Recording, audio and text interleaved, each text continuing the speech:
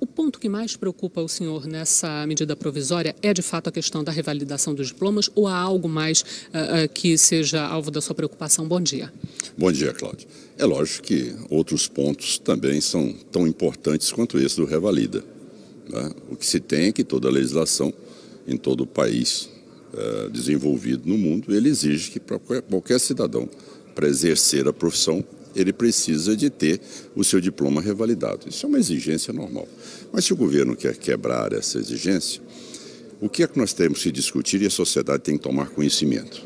Primeiro, veja bem, por que o PT, que está há 11 anos no poder, a metade da vida do SUS, descobriu somente agora que faltam médicos? Primeiro ponto. O PT descobriu que falta médico agora exatamente há 10 meses das eleições. Isso não é um programa de saúde, isso é um programa eleitoreiro. É o mesmo programa venezuelano, idêntico. O Chávez corria risco na reeleição. Naquela hora, ele contratou 35 mil médicos.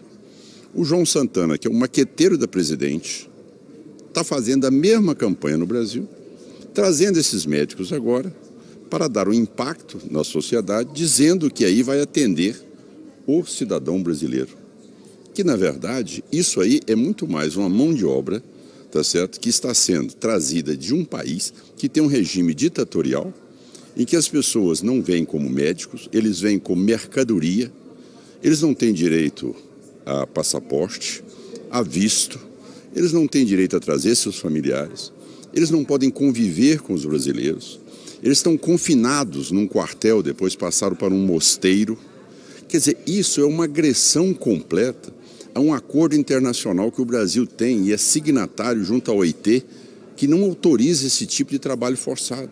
Tanto isso é verdade que os médicos venezuelanos que fugiram para Miami, para os Estados Unidos, entraram, tá certo, na corte americana e já estão ganhando todas essas ações por trabalho escravo. Então o que nós precisamos de mostrar é que se o governo do PT tivesse preocupação com a saúde, não teria fechado 13 mil leitos nesses últimos 3 anos. Nós temos o menor repasse per capita de todos os países da América Latina.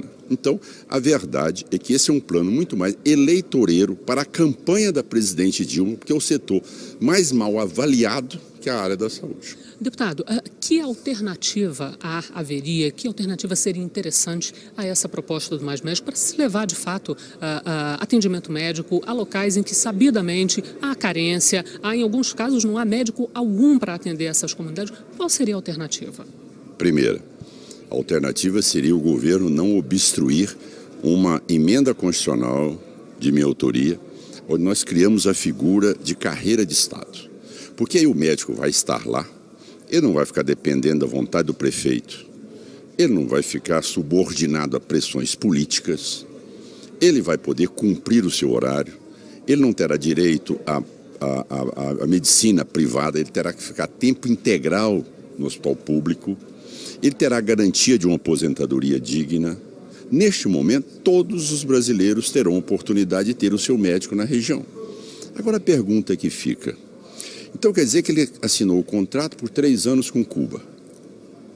Porque os europeus de Portugal, da Espanha, esses têm família, moram em hotel, escolhem as cidades. Os cubanos não. São confinados, não têm visto, não têm família, não pode ter asilo político no Brasil e não pode escolher a cidade que vai trabalhar e não vai receber o salário, tá certo? Vai direto para o governo cubano. Então, isso é forma de querer explicar a falta de médico? É honesto, é humanitário, é digno de você utilizar a mão de obra, tá certo, forçada de um cidadão que vive num regime totalitário, ao invés de nós aprovarmos exatamente o quê? Uma carreira de Estado? Por que o governo não deixa aprovar essa emenda constitucional? Nós temos mais faculdades de medicina do que os Estados Unidos. Os Estados Unidos deve ter em torno de 140 faculdades de medicina. Nós temos 202. A extensão territorial americana é maior que a nossa. Por que nós não conseguimos colocar esses médicos nesses bolsões? Exatamente porque falta condições deles terem garantia mínima para lá sobreviverem. O contrato com os cubanos são 3 anos. Esqueça o resto dos outros médicos. Os outros médicos não virão para o Brasil. Tanto é que não vem quase nada. Brasileiros, às vezes, ou se não casado com alguns brasileiros, que vêm para o Brasil. Mas você não vai ver nenhum espanhol, nenhum português, nenhum francês vindo para cá, com raras e honrosas exceções. A verdade, o volume mesmo, são dos cubanos. Então, essa é a realidade que nós precisamos esclarecer a sociedade. Quer dizer que daqui 3 anos, todo mundo volta, se não ter mais médico. Que o contrato acabou.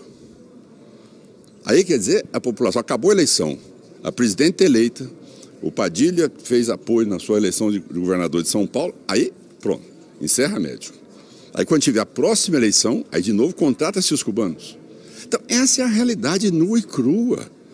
Se esse governo tivesse preocupação com a medicina e com a saúde brasileira, ele teria aceito aquela votação que seria 10% da receita corrente bruta para a saúde. Nós acresceríamos mais 40 bilhões de reais para a saúde. A presidente vetou. Nós teríamos a carreira de Estado para médico.